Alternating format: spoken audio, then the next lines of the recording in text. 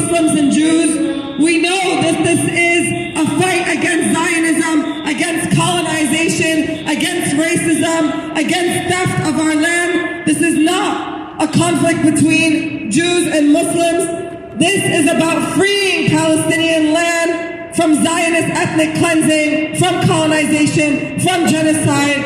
And I know that there's no one to say that better than the next speaker. Please give it up for the Notori Karda. With the help of the Almighty, I pray that He should bestow upon me His truth, His wisdom, that I may convey His message, and so, inshallah, sanctify His name and bring peace to the world. We just constantly talk about this long chain of this Nakba, of this colossal tragedy, of this colossal murder, mass murder that's happening in Palestine. Our rabbis, from day one, when this movement of Zionism came and encroached on the Holy Land, the people, the Jewish communities that was there, and I must tell you, we usually travel together. I have with my colleague, Rabbi Rosenberg, is 8th generation Palestinian, from Safed, from Tzfas, from Jerusalem, Al-Quds. They lived together in the same courtyards. They helped each other.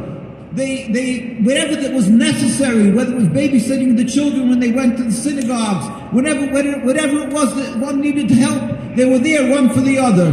This was a beautiful fabric, a beautiful coexistence, and the Zionists came with their concept, a transformation to nationalism, from our beautiful religion into nationalism. And the rabbi said, you are masquerading, you are falsifying our religion, you have no right to use it. They keep on doing this. They're doing this for well over 75 years, for over 100 years. And every time, wherever they tread, there's death and suffering. This is what's going on in Palestine. This is the reason why, tragically, we are watching how the people of Gaza are being murdered every single day. They're lying there in the hallways of the hospitals in excruciating pain. Children, women, old people, because there's no anesthesia, there's no medication, there is no way to perform surgery. And it's all because not of a religious conflict, because of a selfish, flawed political movement that encroached upon the beautiful community of the Holy Land some 100 years ago.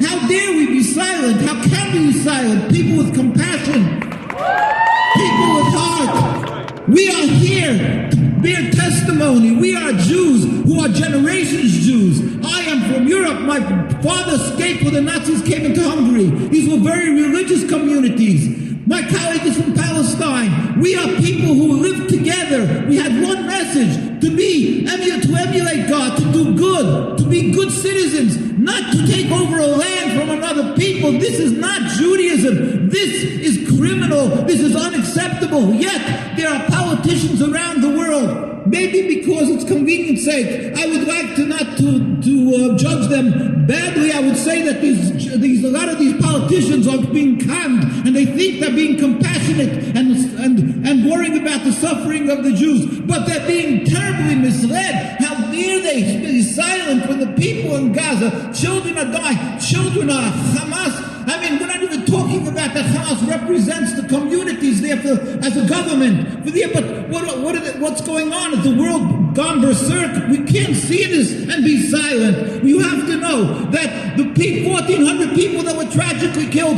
they keep on talking about that. Well, let's talk about that. This was the first day this happened, was 75 years there's death and suffering of Jews together with the Palestinians. The Palestinians much larger numbers. But why is that happening? How much longer are we going to go in lockstep with the Zionist game that they're playing? If that came because of something that changed, what changed? There was one thing, the introduction of Zionism, the state of Israel. Prior to that, prior to the introduction of Zionism, we lived in every Arab land. Where are all the communities in Iraq, in Egypt, in Tunisia, in all the other lands? That's not Hamas land. How come there's no Jewish communities? What changed? One thing happened. This introduction of a so-called Judaism that's masquerading in my name and creating hate and discord and a rift between Jews and Muslims. This is unacceptable. This is death. Zionism is anti-Semitism. The state of Israel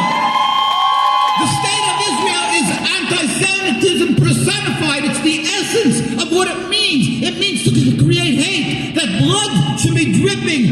should be flowing like rivers from the people of Palestine and from Jews. How dare they talk about these 1,400 people who died, Jews? I'm not condoning the violence, but how can you fool yourself? It's an insult to the intelligence of humanity to say that this was caused because of a group that's leading there in Gaza. It happened because you are occupying the people unacceptable.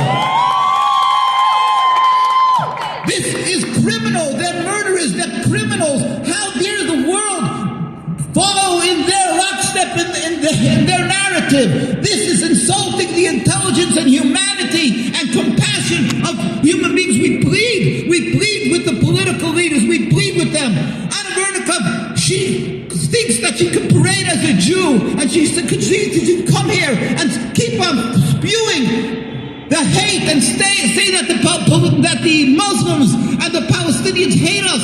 How dare she say that? We are living examples of how we coexisted for hundreds of years. How old is she that she has the audacity to refute that?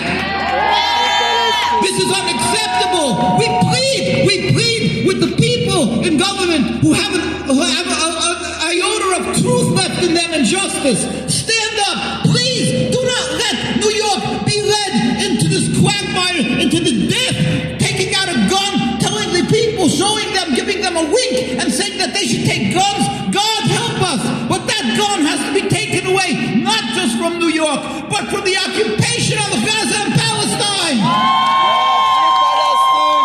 Inshallah, as a Jew, we urge everybody to plead, to pray to the Almighty with His compassion to bring the speedy and peaceful removal of the impediment to peace, this rebellion against God, this so-called Judaism that's not Judaism. And let us not be silent. Don't be intimidated. Right across the bridge, you have right over here, Rabbi